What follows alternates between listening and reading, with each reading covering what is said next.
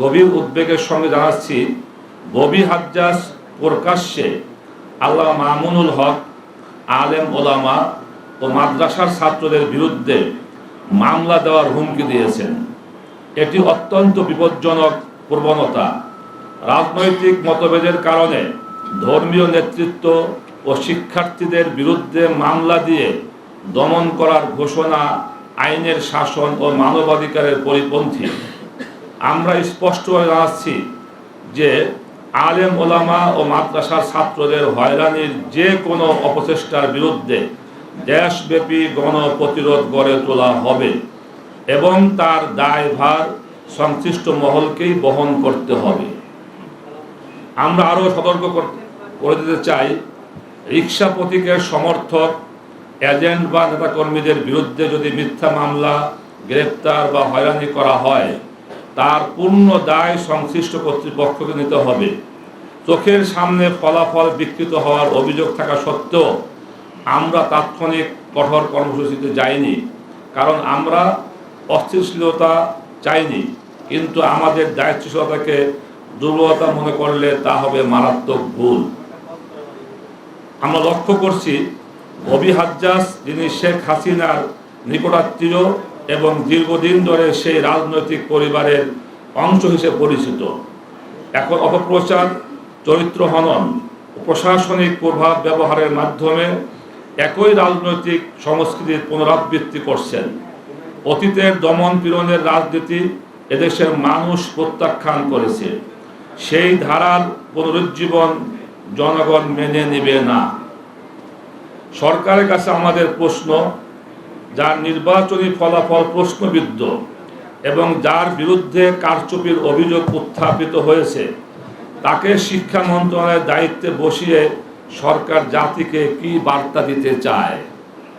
শিক্ষা মন্ত্রণালয় ভবিষ্যৎ প্রজন্মের নৈতিক ও মানসিক গঠনের সঙ্গে সম্পৃক্ত। সেখানে বিতর্কিত ব্যক্তিকে প্রতিমন্ত্রী করা জনগণের আস্থাকে ক্ষুণ্ণ করে। ঢাকা 13-র ঘটনায় শেষ নয়। নেত্রকোনা 1, সিলেট 3, চট্টগ্রাম 5, ফরিদপুর 2, শরীয়তপুর 1, সিরাজগঞ্জ 3, মৌলভীবাজার 4 ও গাজীপুর 3 আসন সহ বিভিন্ন স্থানে আমাদের এজেন্টদের বের করে দেওয়া, জাল ভোট প্রদান ও ভোটারদের ভয়ভীতি প্রদর্শন অভিযোগ এসেছে। নির্বাচন পরবর্তী সময়ে ঢাকা 13 সহ কয়েকটি আসনে আমাদের সমর্থকদের বাড়িঘর ও ব্যবসা প্রতিষ্ঠানে হামলার ঘটনাও ঘটছে। ইতোমধ্যে সারা দেশে অনেকে আহত হয়েছেন, কেউ কেউ এখন চিকিৎসাধীন।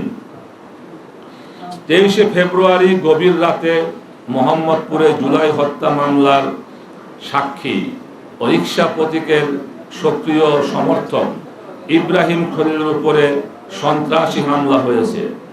তার হাতের হাড় ভেঙে গেছে বলে চিকিৎসকরা জানিয়েছেন। আমরা এই হামলার তীব্র নিন্দা জানাই এবং সংশ্লিষ্ট সাক্ষীদের রাষ্ট্রীয় নিরাপত্তা নিশ্চিত করার দাবি জানাই। আমাদের দাবিসমূহ: 1. ঢাকা 13 আসনের ফলাফল বাতিল করে নিরপেক্ষ তদন্ত করে ব্যবস্থা গ্রহণ করা। 2. জনাব হায়দার আলীর মৃত্যু সহ ঢাকা 13 আসনের গোটা নির্বাচনী অনিয়মের বিচার বিভাগীয় তদন্ত। 3. ইব্রাহিম খলিলের উপর হামলার সুষ্ঠু তদন্ত ও দোষীদের দৃষ্টান্তমূলক শাস্তি। 4. সারা দেশে নির্বাচনী অনিয়ম তদন্তে স্বাধীন কমিশন গঠন। 5. রাজনৈতিক হয়রানি ও মিথ্যা মামলা বন্ধ করা। 6. সারা দেশে আমাদের নেতাকর্মী ও সমর্থকদের উপর হামলা, মামলা ও হয়রানি বন্ধ করা। সরকারকে অবিলম্বে আমাদের এই ন্যায্য দাবিগুলোর ব্যাপারে ব্যবস্থা গ্রহণের আহ্বান করছি।